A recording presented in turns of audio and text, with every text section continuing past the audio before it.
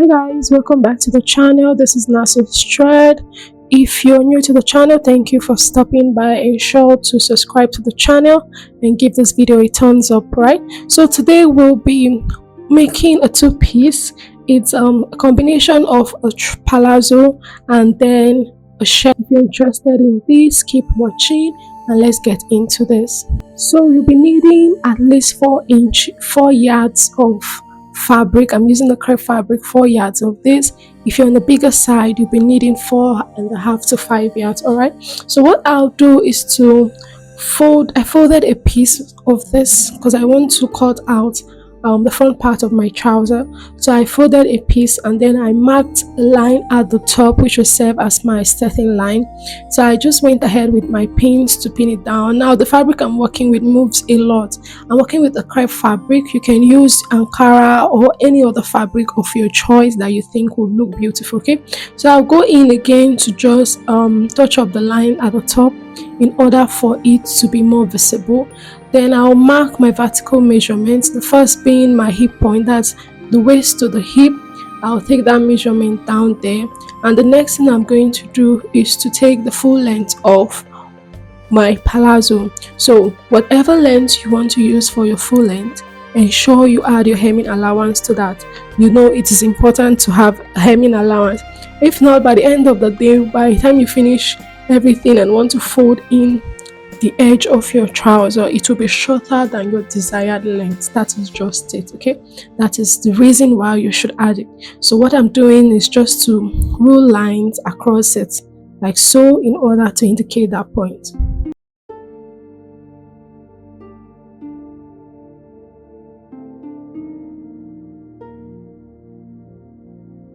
So I didn't mark this earlier. I'm going to mark my crouch depth. Okay, so for me, mine is 24 divided by 2. I have 24 divided by 2, I have 12. Then I'm going to minus 2 inches, which will serve as my band. Okay, I just removed the inches for my band. Okay, and then marked it down there. So what I'll do is to mark out my lines in order for it to be more visible, and then I'll also trace out the line at the hip point.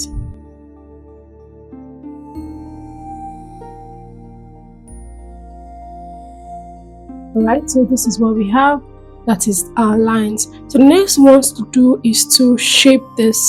Okay, so from the waist area you go in by 1 inch. I'm sorry this area wasn't so visible. You have to mark 1 inch inwards from the waist area. Okay, whatever area you're using for your waist. So you can use the left side or the right side of your fabric, and then you connect it to nothing at the hip point. Okay, so I'll just take this down. I just marked 1 inch there, and then I'll connect it to nothing at the hip point. So you're going from 1 inch at the waist to nothing at the hip point. Now I was having a little issues with my chalk, but I'll do well to explain this so that you can understand this properly. So I just connected that, and I'm going in with my chalk again to just retrace my lines so that it is a little bit more visible. Okay, so remember we marked 1 inch inwards at the waist. Okay, then for the full length, that's at the full length wherever it is end, and the place where you added your hemming allowance, you go in by 1.5 inches at that point. So I just marked 1.5 inches at that point, and then I will also connect it to nothing at the hip point. So I'm going to trace this out so that it meets the first line I had coming from the waist to the hip. This one coming from the length, that's the full length, to the hip, they're going to meet at that nothing point at the top. So I hope you got this right. Okay, so my chalk and my fabric, they were really not in agreement, so that part wasn't so visible. I'll try as much as possible, like I said, to explain this very well.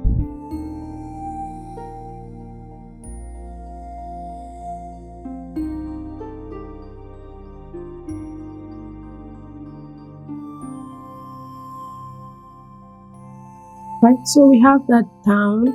I try I hope you can see this. Okay, so just pardon me right on this part. So just remember to connect both lines, coming from your waist to nothing at the hip point, and then coming from the full length to nothing at the hip point. Okay, then from that point you marked, that 1 inch you mark inwards, you're going to mark quarter of your round waist. Okay, whatever round waist you're working, whether you're making for yourself or someone else, divide the round waist you're working with by 4, mark it down, and then add 1 inch of that allowance. So you can decide to dart the front or not, but I decided to dart my front. Okay, then on the hip point I'll do the same thing. I'll take quarter of my hip measurement, of the hip measurement I'm working on for this, and then I will mark it down, adding nothing. I'm not adding any seam allowance. Then on the crouch line I'm going to mark the measurement of the round upper thigh divided by 2. All right, then I will mark it down right there. So I'll just go over to the full length and repeat the same measurement I had on my crouch line on that line. So the measurement I used for my crouch line, that's a round upper thigh measurement divided by 2, is 13 inches. I repeated the same measurement on my full length. Now remember I said this is a palazzo, it is meant to be free. So the freeness, to say, of this palazzo starts from the hip. Okay, so the hip area will be fitted, and then after that you have it free to flowing down to the full length of this. Okay, that's just what I did for this in order for it to be free.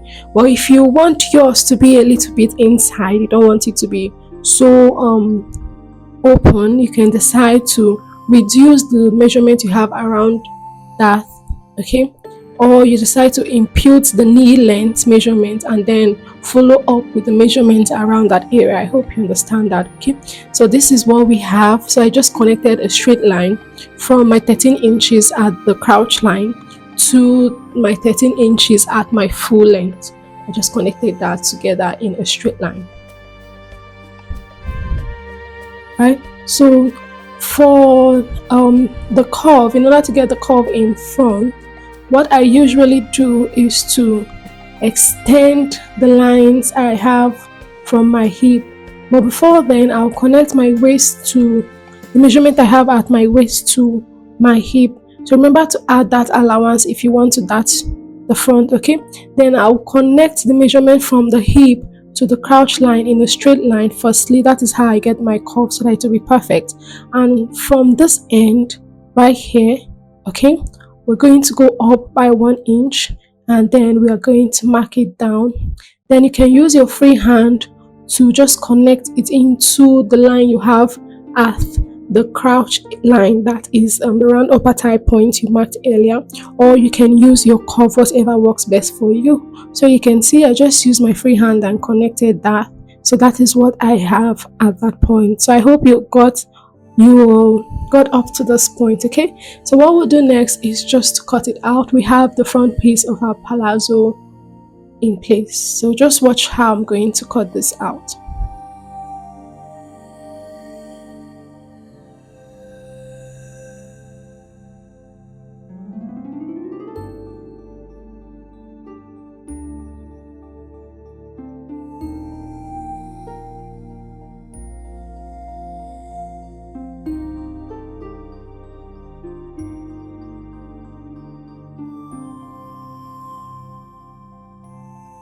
Right, so this is what we have for the front. This is the full view of our front piece. Okay, so keep this aside and fold up another one to cut the back so we can trace out our back. So I'll just pin this down again. I do not want this to be moving, and then I'll take it out. Okay, so I've folded another piece for the back. Now what you need to do is that when folding the back, ensure around the crouch area you have more, okay, out, and then at the top part you also have more, at least 2 inches at the top or 2.5 inches. Okay, so I just went ahead to pin both of them together so that they are in place. I do not want to be struggling with this. All right, so for the back, okay, what we're going to do is to extend the line we have, especially at the crouch area. You do not want to miss it, okay, at the crouch area. Then from the top I will be going up by 2 inches. This is for the butt allowance, because you know we have the butt at the back, so that it carries it well. And when you sit, the top part of your trouser, it's not showing, like what you're wearing inside will not be showing. That is the reason for adding this 2 inches at the top. So I went up by 2 inches, okay, from the crotch area, and then I connected it to nothing at the other end. So you go up by 2 inches around the crotch area, and then you go down by nothing at the other end. So you're going up by that inch on the back part of your fabric, okay, the back piece. Then I'm going to extend my back piece by 2 inches. So I'm adding 2 inches allowance at the waist point, at the hip point, and I'm connecting them together. All right, then I'm just going to join the line. Remember, I went up by 2 inches, so I'm going to connect that together, so when I'm cutting this out, there is no form of confusion. All right, then at the crouch area, instead of 2 inches, I will be adding an extra one to my 2 inches. So I'll be using 3 inches for the back. This is so that it is going to fit properly at the back when you wear this. Okay, so if you're on a smaller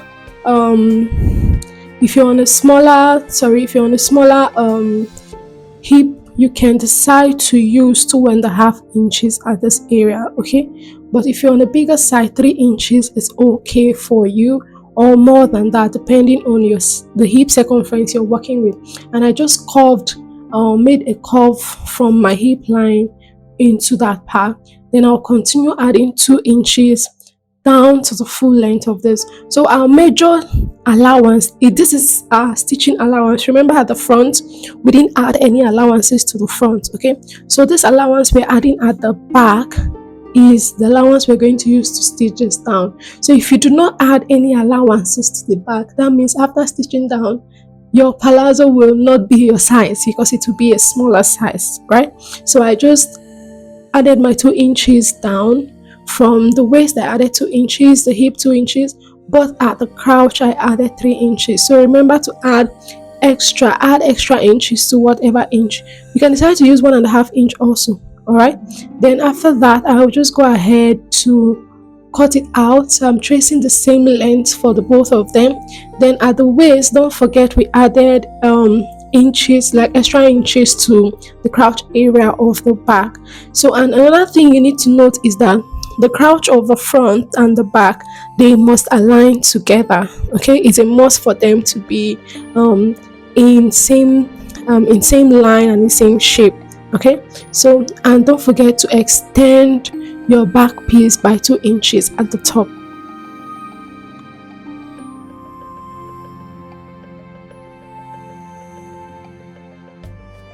Alright, so this is what we have for our piece.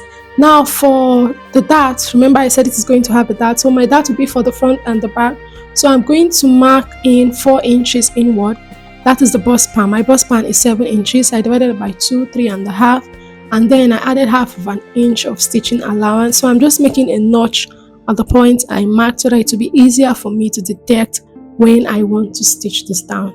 So this is what we have for our palazzo. We have our front and back piece all cut down. So we're going to keep this aside and then cut out the pockets for this. All right, so I went ahead to cut out a piece folded. It is 8 inches by width and then 11 inches for the length. So you can decide to make yours longer or wider, right? Then from the open ends, I went in by 2 inches and then I went down by 6.5 inches, and I'm going to connect that with my curve together in order to get my pocket curve. So I actually have two pieces of this. It is folded at one end, that it is closed at one end, while the other end is open. Now on the open ends, I went in at the top part by 2 inches and then I went down by 6.5 inches, and I'm connecting this with a curve so that it can give me my pocket curve. All right, then I'll go ahead to cut that out after I've done that.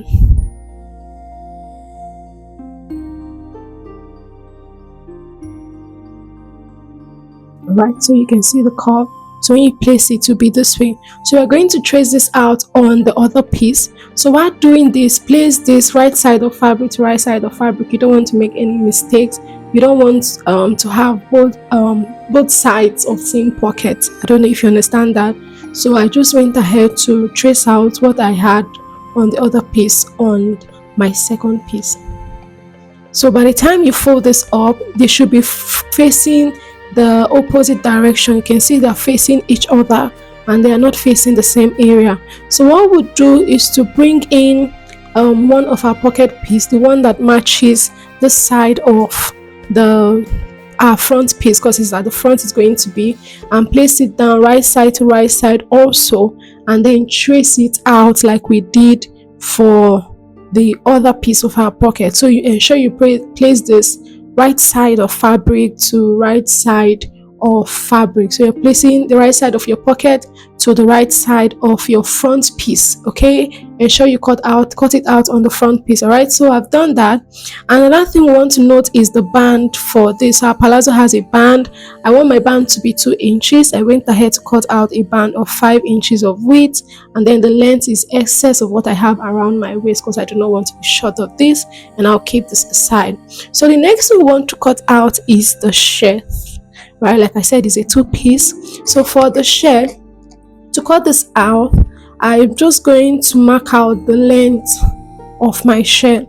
So I want my shirt to be 30 inches by the time I finish doing this. I want the shirt to be 30 inches. It's going to be quite long.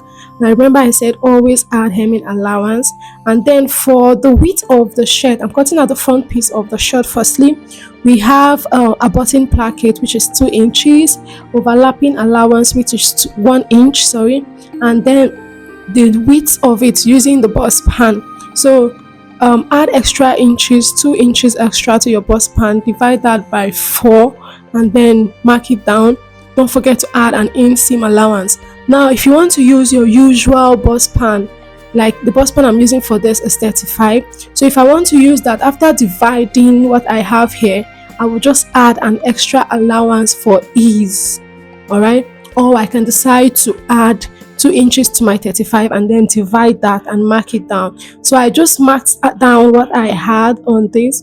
So remember, your button placket allowance is 2 inches, overlap allowance is 1 inch, and then you mark your bust circumference divided by 4, and then add ease allowance and inseam allowance. So this is what we have for the front piece. So you need to have 2 pieces of that. Okay, while cutting, ensure you have 2 pieces of that, right?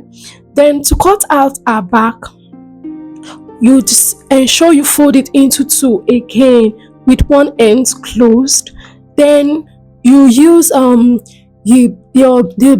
bust circumference again divided by 4, add an ease allowance and then inseam allowance. So whatever inseam allowance you added to the front piece, the same inseam allowance you should add to your back piece so that they are matching. Okay, so the things we don't have at the back is the button placket and overlap allowance. So I just marked it down, and I'm going to retrace that at the top also. More like I mark the same thing at the top so that it is matching. Okay, now for the length, I don't want the back piece to be longer than the front piece. Okay, usually you can have your shirts, the back longer than the front, but I didn't want this to be, because from the video from the beginning they are both equal. So I just marked this down, but what I did was to add an extra 1/2 inch to the back piece. Okay, I'm going to tell you the reason why we have 1/2 inch extra. So this is our back piece. All right,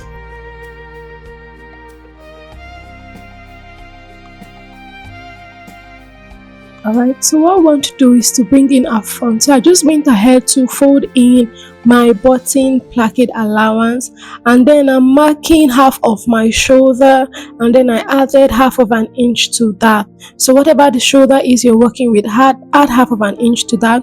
I came down by 1 inch from that point, and I'm just going to slant that into the neckline. So I'm cutting just the front firstly, and then what I'll do next is to mark my neck width. I'm using a neck width of 3 inches for this shirt, and I'm just connecting it down to that point, ensuring it's matching. Then for the arm length, I just went ahead to mark my arm length, which is 7 inches. So to get yours, divide your your round bust by 6 inches and then add 1.5 inches. So I just made a line at that point. I'm really sorry if you cannot see this clearly. Then I'll connect with a straight line to meet that point, and then ensuring I'm marking this correctly, I went ahead to retrace my line again. That's mark half of my shoulder plus my half inch on that point, and I'm connected them in a straight line.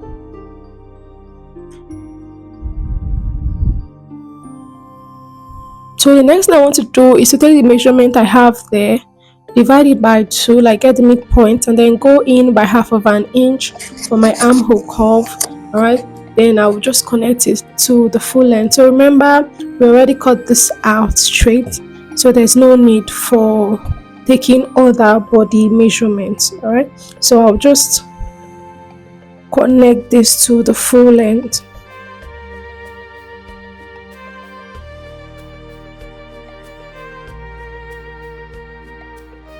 So what I'll do is to use my curve rule to connect the points into the arm area.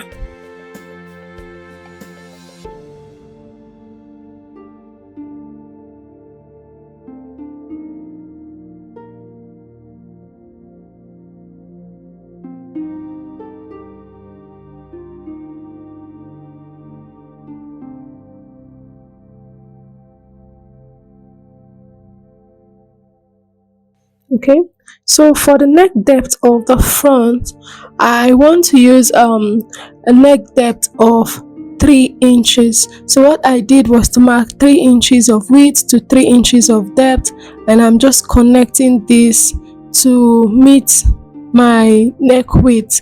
All right, so what you want to do is that do not allow your neck to be too wide. So instead of just curving it straight, I just marked it in a square firstly, and on the midpoint I marked 2.5 inches, and I'll connect it to meet that 2.5 inches and then into the neck width. Okay, so this is just what I did because I didn't want this to be wide. All right, so this is what we have for our neck.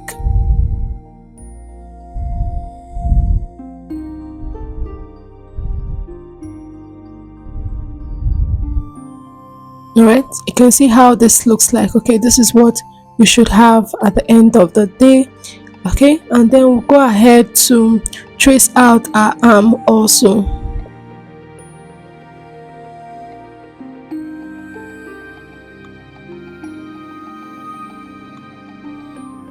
Okay, so this is our front piece. So place this back. We're going to pin this first and then place it on the back piece, right? So like I said before, I added half of an inch for the back because I wanted to have an extra allowance at the top of my back.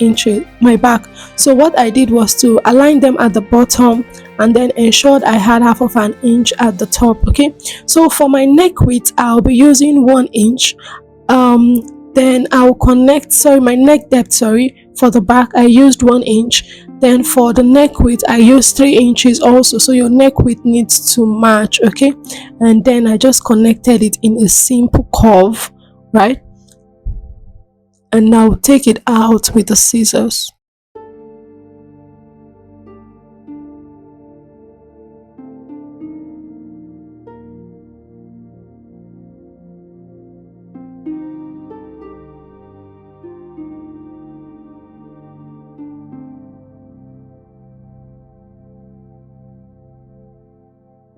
Alright, so for the arm holder, the arm curve, I just added half of an inch to the back instead. I didn't make it exactly as what I have in front. Okay, I just added half of an inch at the back, right? So that's just what I did. So this is what we have.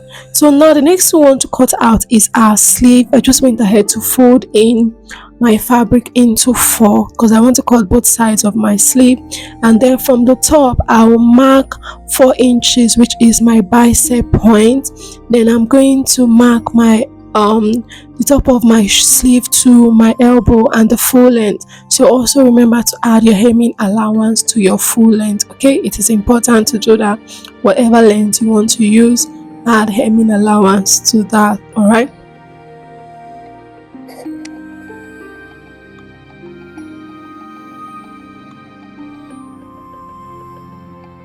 So what I'm going to do is just touch up my lines. I hope you can see this. Okay, so from the closed end, that's the folded end, I'll go in also by 4 inches, and then I'll mark it down.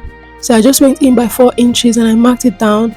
All right, then from that 4 inches to my bicep point, I just marked the midpoint of that, which is 2 inches, and I took half of my round armhole, my armhole divided by 2, and then I ensured to add my ease allowance because I want this to be free, the sleeve to be free, and my stitching allowance. I did the same thing for my elbow point, marked half of it, and then add my ease allowance and my stitching allowance, and repeated the same process at the full length.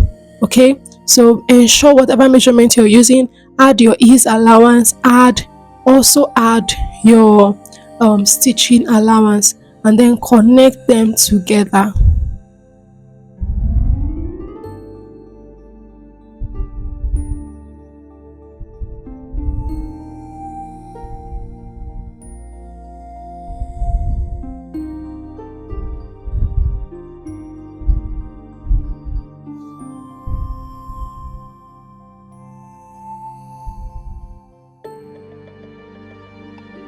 Right, so what I'll just do is you can see how I'm connecting this from the midpoint, that 2 inches midpoint I marked. I connected it to the top part of my sleeve, and then connected the other end to the down part of my sleeve. So this is just a freehand way of getting your basic sleeve.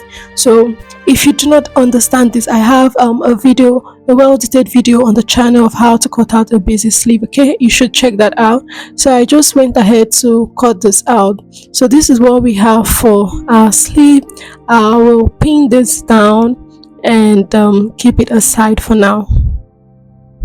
So let's get sewing with this. So I've gone ahead to that's my palazzo. I've darted it. So this is my front piece. Remember, we have the pocket at the front. What I'll do is to bring in the matching piece of the pocket and place it right side facing right, and then go ahead and stitch. So I've stitched it and I also ironed it down. You can decide to use your hemming gun inside, or you just stitch it on top of it to give it a permanent stay. All right, so the next thing I want to do is to align my pocket properly. So just watch what I'm going to do. I'm going to take from this side and then move it this way. Okay, so I'll repeat that process again. So you just take from the side and move it this way, leaving at least 1 inch allowance outwards, which we're going to use to attach to your back piece. Okay, then go ahead and stitch it together at the top and then close the open ends of your pocket. So I've done that. I've stitched it at the top, I've closed the open ends of the pocket. You can see this is my pocket opening, right? So the next thing I'll do is to bring in my back piece, the matching piece of this front one. Okay, and I was also going ahead to dart it down. I'm going to place this right side of fabric to right side of fabric. Remember the 1 inch out we left at the pocket area. This is the essence for it, so we'll go ahead and stitch them together to the full length. So I've stitched it down and I've ironed it properly, so ensure you give your cloth a very good press. So this is what we have. Then I've also repeated the same process for the other side of my front piece and my back piece. I've joined them together and I'll place them together, ensuring that the front crouch is matching the front crouch and the back crouch is matching the back crouch. Okay, so ensure they are matching well. So what I'm going to do is to place my front together and go ahead and stitch my crouch area from the waist to the crouch area by half of an inch. So I've stitched it down. You can see my front pockets, they are aligning properly. Then I'll place this back also to the wrong side so that I can stitch my back crouch. So what we stitched earlier was the front one, so what we're going to stitch next is the back. So I'm going to place it together, ensure it is aligning properly. You want to ensure that they are in their right places. All right. So after doing that, we're going to take the measurements we have on this. So from the stitch you marked earlier, or for the front crouch, divide your circumference, waist circumference by 2, and then mark out the excesses you have. Divide your hip circumference by 2 and also mark it down. Then you connect that together with a line, okay, and then curve it to the back of the crouch. So around the crouch area, you're to stitch it down by half of an inch, while from the hip area you follow what you marked. So this is what I have after I did that. This is my back, okay, this is the back crouch area. This is what it looks like. So don't forget, like I said, to iron this. So we're going to flip this over to the wrong side, and then we align our crouch areas together. After aligning together, pin it down so that it stays in place, and then go ahead and stitch to the right and also stitch to the left. So ensure you pin it down at that crouch area so that the lines are matching properly. So I've done that. This is what it looks like. Okay, this trouser is looking so pretty already. So what we want to do for this, okay, I went ahead to also hem the down. Okay, so what we want to do next is to fix our band and our zip. Now your zip can sit at the back or by the sides, but I decided to put the zip at the right side of this. Okay, so because I want my zip to be at the right side, and remember I've already gone ahead to close that in, I just went in with my seam ripper to open up the part I want my zip to be. So if you're putting your zip by the side, ensure it doesn't extend more than the length of your pocket.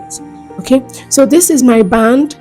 I've gone ahead to iron this down. I ironed stay to my band in order to give it more firmness, and then I folded half of an inch on both sides, right, so that I can have what I needed. That's 2 inches by the time I finished doing this. So what I'll do is to bring in my band and then place it from the wrong side of my fabric. Firstly, place it down like so, stitch them together, after which I'll flip it to the right side and stitch it down.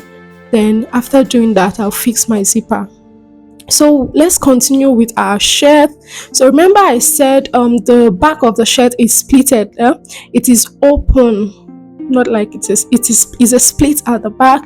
It is open. So what we're going to do, because our back is folded into 2, we'll go on with our scissors to open up the back. Now what I didn't say earlier, sorry, I added 1 inch to my back piece, extra 1 inch. Apart from the allowances I added, my usual allowances, I added 1 inch, which was help us to get the split at the back. So I just went ahead to open up the center of my back so that it is 2. Then the next thing I'm going to do is to determine the length, okay, where I want my slit at the back to end. So you can decide to bring yours up, or you can decide to take it down more. So I decided to use 13 inches for the shirt, and I went ahead to mark it down at that point. So what I'll do, remember I said I added 1 inch of allowance, I will just mark my 1 inch inwards from the top part, that's the neckline, to where I want my slit to end. So if you want yours to be upper, if you want to use 5 inch for your slit ending, you can do that. Then go ahead and stitch it down. So I've stitched it down. I've also ironed it together, right? So this is what we have. So what I will do is just to tuck in the rough edge, that's the excess we have inside. I will tuck it in and then stitch it down also. Then for the slit area, I will also do the same thing. Remember I added 1 inch, but if you want yours to be more open at the back, you can decide to fold in more at the open area. Okay, it's going to ensure that that place is more open. But if you want yours to be moderate, just use your 1 inch to fold it down. So I've done that, I've stitched it down. This is what we have for the shirt. This is a back piece. This is what it looks like. Okay, so ensure after doing that you go ahead and iron it. So this is what it will look like if you decide to open up the back more. But this is what I have, okay, after I just folded minimal of it. So I'll bring in my front piece. Okay, I've gone ahead to fold in my button allowance and I've stitched it down. and I did the same thing for the two piece of the front. So I'm going to place my fabric together, that's the shirt piece together, right side to right side. If you want to add a yoke to yours, you can place this the normal way. So I have a shirt tutorial on the channel of how to use a yoke for a shirt. Okay, so I just placed the right side of my fabric to the right side of my fabric of both the front and the back, ensuring the shoulders are matching, and then I stitched it down by half of an inch. So this is what it looks like after I stitched it down. You can see how nice this looks, okay, already. So the next thing we want to do is to attach our sleeve. I've gone ahead to hem my sleeve, so ensure you add your hemming allowance. It is important to add your hemming allowance to whatever piece you're cutting. So I'm just made a notch at the center of my sleeve, and I'm going to align it to the joining part of my shoulder. Know the usual way we add sleeves to our clothes, and then I'll stitch it down. So I stitched it down. I also went ahead to close the sides, and then I also went ahead to hem the ends of the shirt. Okay, so I just went ahead to do basically everything we'll be needing. So the next one to do is to get the collar for the shirt. So I'm going to take the circumference, like what I have around my shirt, the neckline of the shirt. I went ahead to take that. So what I had around this is 18 inches. So I'll be drafting this out on my collar gum instead. So I'll divide what I have by 2 and I will mark it down. Sorry, I had 17 inches, so I divided that by 2 and then I marked it down, and I will just extend that line into upwards. So my collar gum is folded into 2. So instead of marking 17 inches length, I just marked 8.5. Then because I don't want my collar stand to be so big, I marked 0.7 inch instead. But you can use 1 inch or 1.25 inch, okay, but I decided to use 0.7 inch because I didn't want this to be big. I just marked this all through, and I'm connecting them together in a straight line.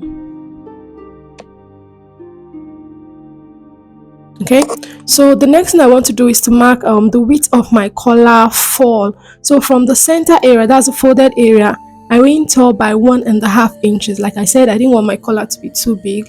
I went up by 1.5 inches on that end. Then on the open ends, I went up by 2 inches instead. Then I'll connect the lines I have together.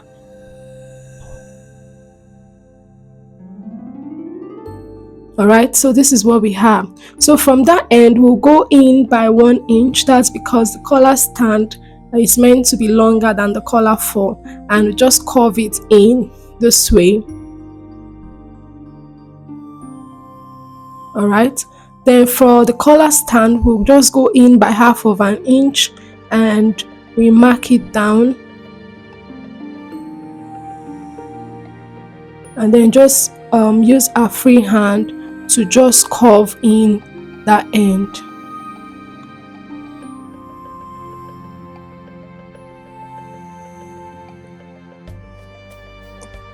Alright, so this is what we have for the collar, and we can just cut this out. So if you don't get this, if you think I'm too fast with this explanation, I have a very well detailed video on the channel on how to cut a collar. Alright, so you should check that out. So this is what I have. I folded a piece of fabric into 2 so that I can cut out my piece on top of it. So you need to have 2 pieces for the collar fall and then 2 pieces for the collar stand. It is standard that you should have that. And then what I did was to cut this out, adding half of an inch all through. So you add by the sides, at the top, at the bottom. You need to add half of an inch everywhere to both your collar fall and your collar stand. Alright, so this is what we have for both of them. I'll go ahead and iron this down. So I've ironed my collar gum to 1 piece of this. So we'll work with our collar first. Go ahead and stitch it down. Alright, so I've stitched it down. This is what I have after I stitched it down. I stitched it down, flipped it over to the right side and gave it a very good press. So I'll fold this into 2 to get my the center point of this. I'll just fold this into 2 and then make a notch at my center point. Alright, Then I'll bring in the lining piece of my collar stand, fold it into two, and also make a notch at that end. All right, place it down, ensuring the right side is facing me.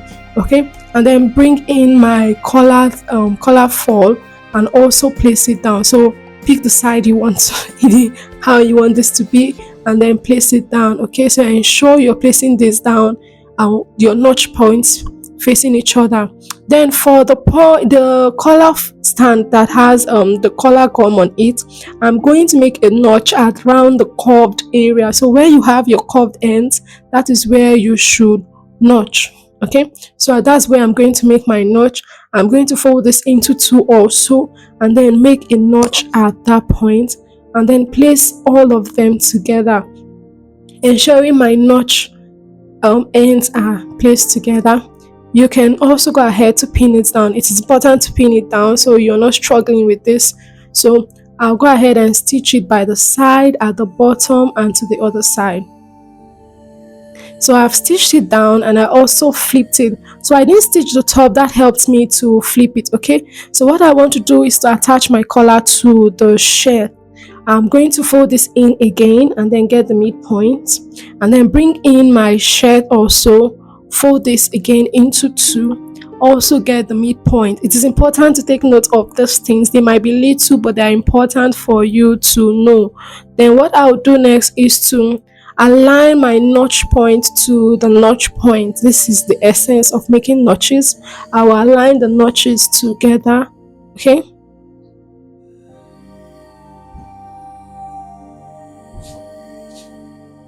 after which I'll go ahead and stitch this down. Okay, using one piece to stitch it down firstly, and then I will use the other piece to cover it up, fold in the allowance I have at the edge, and then stitch it down completely. So I've stitched it down. This is our shirt with the collar. So you can actually rock your shirt this way. Okay, if you don't want to have fringes at the back of this, you can rock your shirt this way. But remember, this video we want to add fringes to our shirt, so we have to do that. So at the open ends of this, I went ahead to I bought 2 yards of fringes, which I'm using black. I wanted to use brown, okay, but I couldn't get any around me, so I'm using black. So what I'll do is to place this on the stitch line I made. Now that a certain way you place this and it will not show very well, so you need to place it and ensure that your fringes, like the extension, are facing outside, are facing the middle point where you have your opening, not into the shirt. Okay, and then go ahead and stitch it down. So like I said, I used 2 yards for mine. You can use more depending on how full you want yours to be. So this is the final look of our shirt, and I hope you enjoyed watching this video. If you're still here, give this video a thumbs up and ensure to subscribe to the channel if you're yet to subscribe. Thank you.